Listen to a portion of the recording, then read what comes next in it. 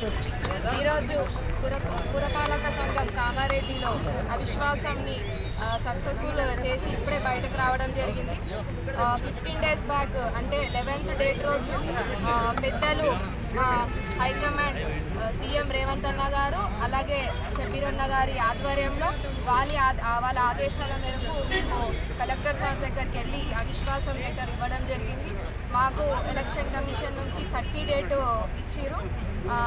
దాన్ని మేము చట్టపరంగానే మేము రూల్స్ కూడా ఫాలో అయ్యి మరి ఈరోజు 30 రోజు 11 o'clockకి మీటింగ్ ఉంది అనగానే మేము అందరం కౌన్సిలర్స్ 27 మెంబర్స్ కాంగ్రెస్ నుంచి అలాగే 10 మెంబర్స్ బీఆర్ఎస్ నుంచి ఇక్కడికి రావడం జరిగింది.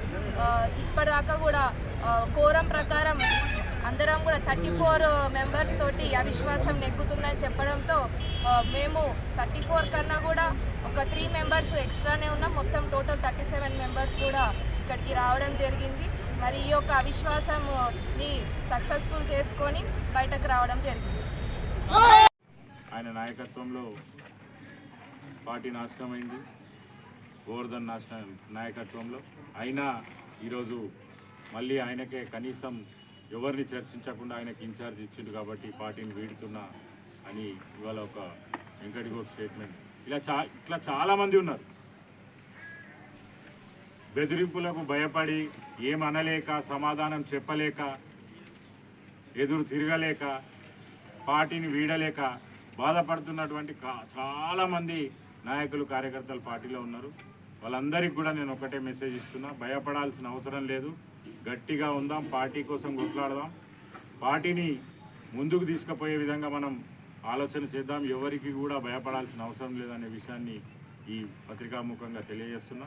2-3 రోజుల్లో అధిష్టానాన్ని పోయి కలిసి ఈ విషయాలన్నీ ఎందుకంటే తెలియజేయాల్సిన అవసరం ఏం లేదు. ఎందుకంటే కేటీఆర్ గారే క్లియర్గా దీనికి ఆన్సర్.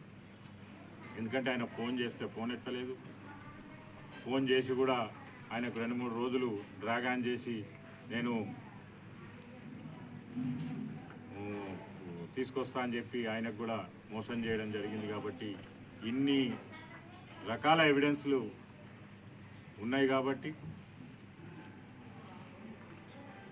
పార్టీ నాయకులకు కార్యకర్తలకు కూడా నేను విజ్ఞప్తి చేస్తున్నా.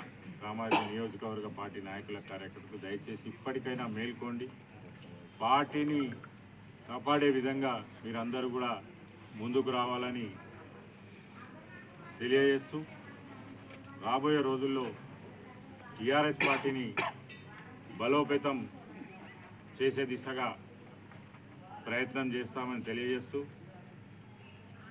ఇంతకు రాబోయే రోజుల్లో ప్రజలే మీకు బుద్ధి చెప్తారు. ప్రజలకు మీరు సమాధానం చెప్పాల్సిన అవసరం ఉంటుంది. ఎందుకంటే అన్ని రకాలుగా లాభం పొంది పార్టీకి ద్రోహం